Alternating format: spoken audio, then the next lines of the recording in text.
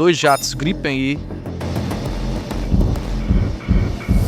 De repente, travaram nos MiG-31 russos com os mísseis mais mortais do mundo.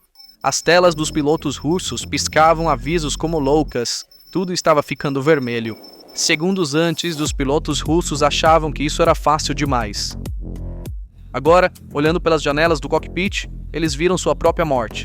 Enfrentando-os estavam 2 caçadores russos, seus radares ativos e travados em 3 MiGs simultaneamente. As cabeças buscadoras dos mísseis Meteor sob suas asas estavam apontadas para a aeronave russa. Um míssil voando a Mach 4, com um motor ramjet, estava travado em um pesado MiG-31.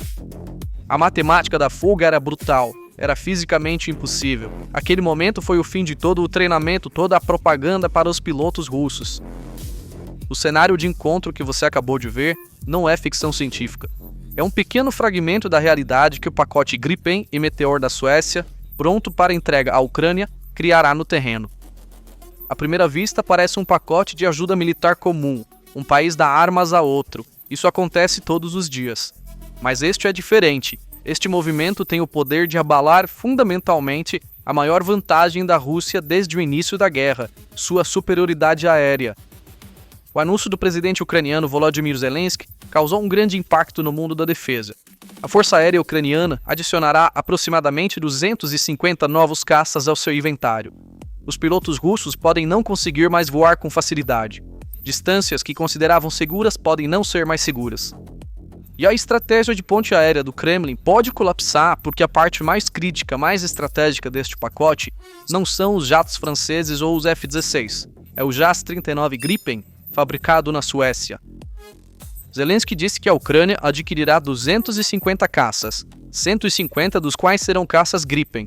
Então, os caças Gripen e os mísseis Meteor que acabaram de derrotar os jatos russos que você viu. De acordo com fontes do Militarny, a entrega desses jatos não é esperada em 5 ou 10 anos. É antecipada para um futuro muito próximo, projetada para 2026. Este é um número enorme. Além disso, não são apenas jatos.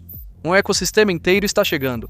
Aeronaves de alerta antecipado, radares, sistemas de guerra eletrônica, programas de treinamento.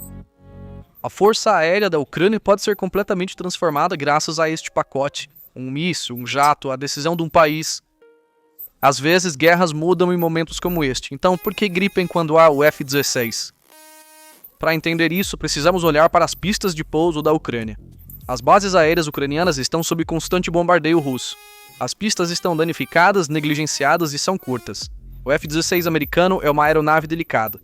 Requer pistas perfeitas, limpas, longas e de concreto. Seu motor está próximo ao solo. Se aspirar até mesmo a menor pedra, um motor de milhões de dólares vira sucata.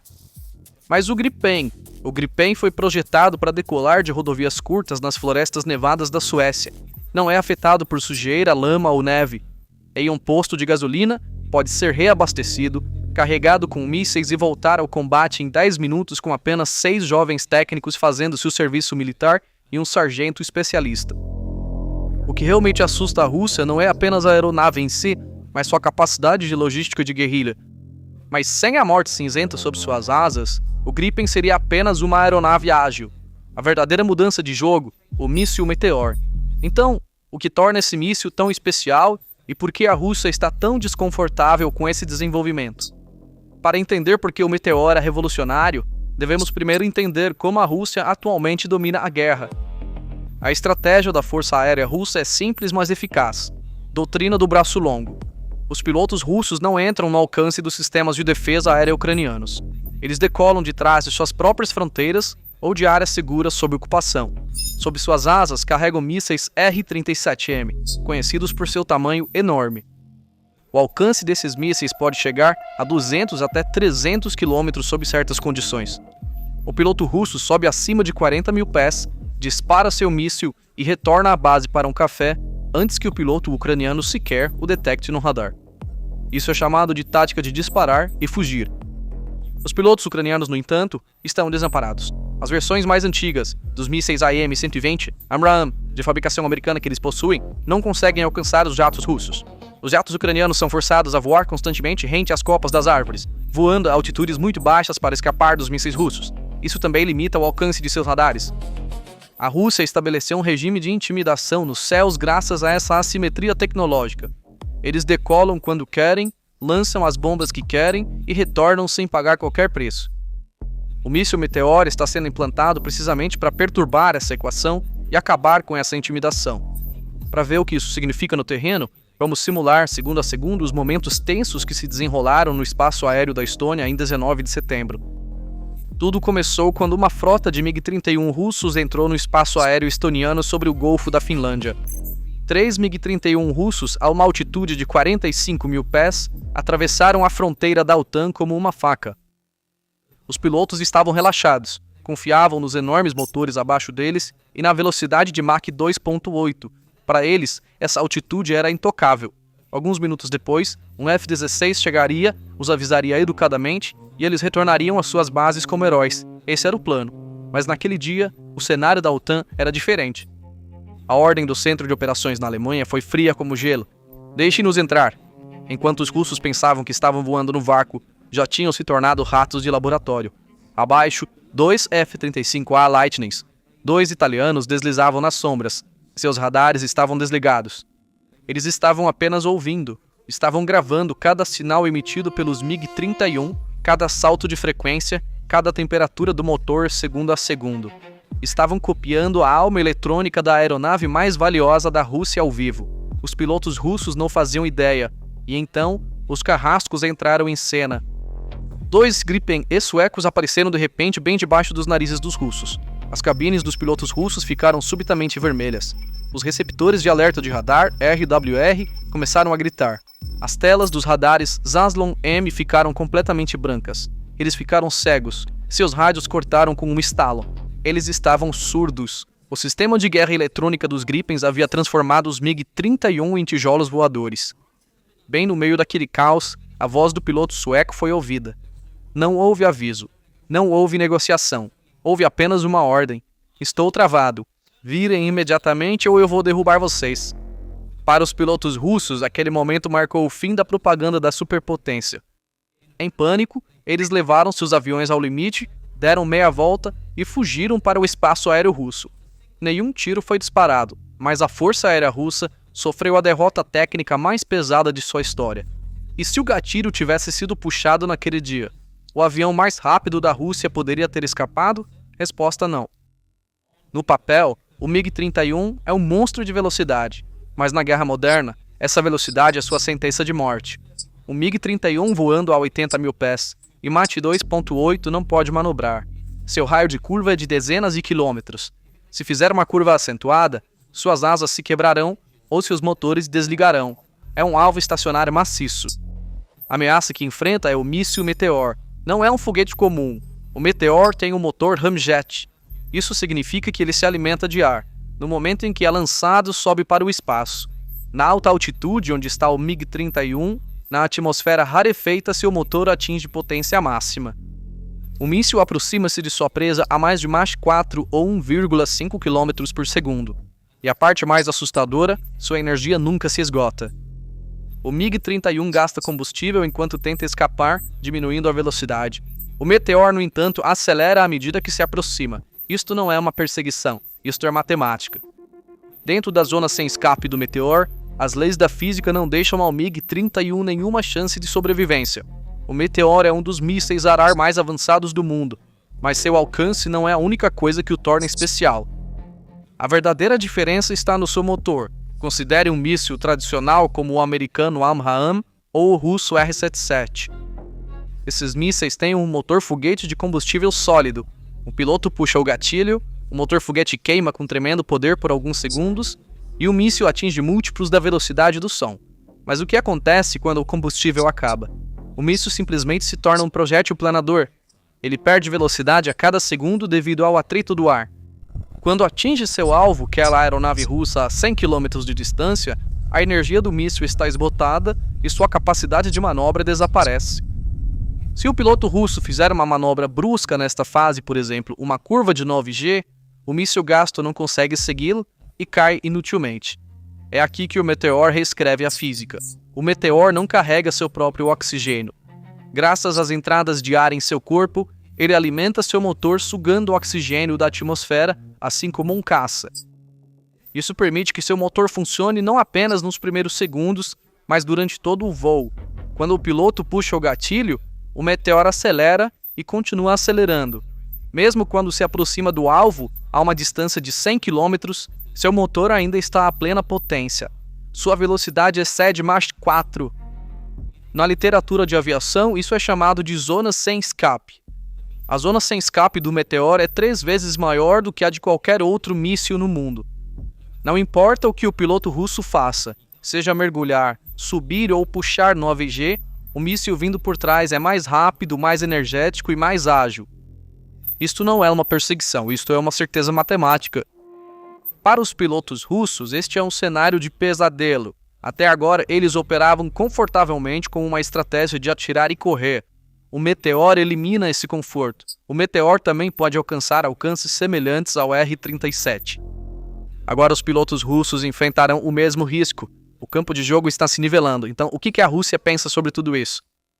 O Kremlin está claramente desconfortável com este desenvolvimento, porque a estratégia aérea da Rússia é inteiramente baseada na lógica de atacar à distância, sem correr riscos. Os pilotos russos são valiosos, seu treinamento leva muito tempo e as perdas são difíceis de compensar. Desde o início da guerra, a Rússia já perdeu dezenas de pilotos experientes. É por isso que eles não se envolvem em missões perigosas. Se o meteoro eliminar essa distância segura, toda a doutrina operacional da Força Aérea Russa desmorona. Eles terão que correr riscos ou parar de voar. Qualquer opção é uma má notícia para o Kremlin. Há também uma dimensão psicológica. Até agora, os pilotos russos se sentiam quase invulneráveis. Os jatos ucranianos não conseguiam alcançá-los. Essa confiança os tornava agressivos e os incentivava a correr riscos. O meteoro poderia abalar essa confiança. Quando um piloto sabe que pode ser abatido a qualquer momento, ele voa de forma diferente, ele se torna mais cauteloso, ele corre menos riscos, ele se torna menos eficaz. Talvez ele nem decole. Às vezes, a arma mais poderosa é simplesmente estar presente sem disparar um tiro.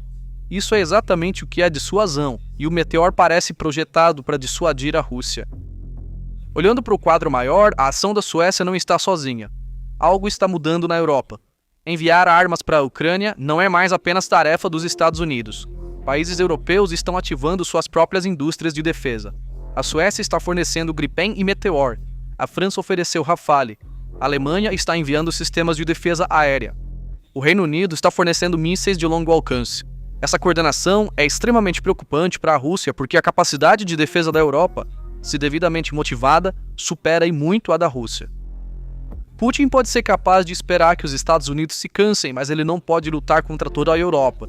E a adesão da Suécia à OTAN mudou ainda mais essa equação. A Suécia não é mais apenas um vendedor de armas neutro, é parte da OTAN. Os Gripens podem operar em integração com as forças aéreas da OTAN. Os mísseis Meteor fazem parte do arsenal padrão da OTAN. Após a operação de 19 de setembro na Estônia, uma reunião de emergência foi realizada na sede da OTAN.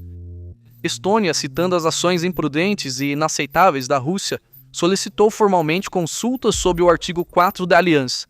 Representantes da Estônia, Polônia e Suécia, em particular, argumentaram que a política de longa data de escolta educada agora era percebida pela Rússia como uma fraqueza. Com o apoio da Alemanha, uma nova proposta muito mais rigorosa foi colocada na mesa: o restabelecimento da dissuasão. A próxima violação deliberada e agressiva do espaço aéreo da OTAN seria enfrentada com força letal sob certas condições predefinidas. Esta decisão teve o apoio total da Estônia, Polônia, Suécia e Alemanha. Mesmo a posição clara do presidente dos Estados Unidos, Trump, afirmando: esse comportamento desonesto não deve ser tolerado, eles devem ser abatidos, se necessário, esclareceu a posição dos Estados Unidos, o líder da aliança, sobre essa nova e dura postura. Há também aeronaves de alerta antecipado. A Suécia planeja enviar a aeronave Saab 340 AEW para a Ucrânia. Essas aeronaves funcionam como uma estação de radar no céu. Elas podem detectar jatos russos a distâncias muito longas e designar alvos para os caças Gripen. O piloto do Gripen pode nem precisar ligar seu próprio radar. Essa integração multiplica a eficácia do Meteor. Não é apenas um único míssil, mas um sistema que é implantado. A operação de 19 de setembro foi uma demonstração deste conceito de guerra centrada em rede, um sistema de defesa aérea integrado, dinâmico e letal, que pode gerenciar diferentes gerações de caças, de diferentes países através de uma única rede com fluxo de dados em tempo real. O erro crítico dos russos foi assumir que a presença da OTAN nos Bálticos era meramente uma força simbólica de policiamento aéreo. O que eles realmente encontraram foi algo completamente diferente. A Rússia entrou nesta guerra acreditando que o Ocidente estava dividido e indeciso. Calculou que a Ucrânia colapsaria rapidamente, que a Europa abandonaria as sanções e que os Estados Unidos perderiam o interesse. Nada disso aconteceu. Além disso, países como a Suécia e a Finlândia aderiram à OTAN. Agora, essa mesma Suécia está enviando armas para a Ucrânia que irão contrabalançar o poder aéreo da Rússia. Os cálculos estratégicos de Putin estão se deteriorando dia após dia. Claro, nem tudo acontecerá imediatamente. A entrega das novas aeronaves Gripen E pode levar vários anos. As linhas de produção estão cheias e os programas de treinamento levam tempo. Mas a Suécia tem aeronaves Gripen CD de modelo mais antigo em seu inventário. Estas também podem disparar mísseis Meteor. Se a Suécia transferir essas aeronaves rapidamente, a Ucrânia poderia adquirir essa capacidade muito mais cedo. E a Rússia teme precisamente esse cenário porque o tempo está a favor da Ucrânia. A cada mês que passa, a Ucrânia adquire armas mais poderosas. A cada mês que passa, o apoio ocidental se aprofunda. A cada mês que passa, as vantagens da Rússia se desgastam. Em última análise, a movimentação da Suécia com o Gripen e o Meteor não é apenas o pacote comum de ajuda militar. É um desafio direto à superioridade aérea que a Rússia manteve desde o início da guerra. O motor ramjet do Meteor e sua ampla zona de destruição podem invalidar a estratégia dos pilotos russos de atacar a partir de uma distância segura. O design específico do Gripen para a ameaça russa amplifica esse efeito. A operação de 19 de setembro na Estônia nos mostrou o que essas tecnologias podem fazer juntas.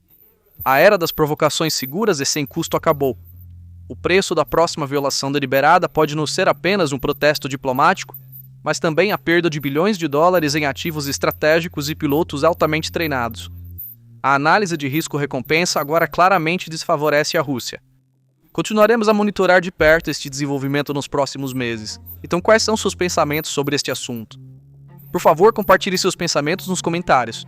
Para se manter informado sobre as análises exclusivas da PPR Global, inscreva-se em nosso canal e ative as notificações. Obrigado por nos escolher. Obrigado por nos escolher. Obrigado por nos escolher.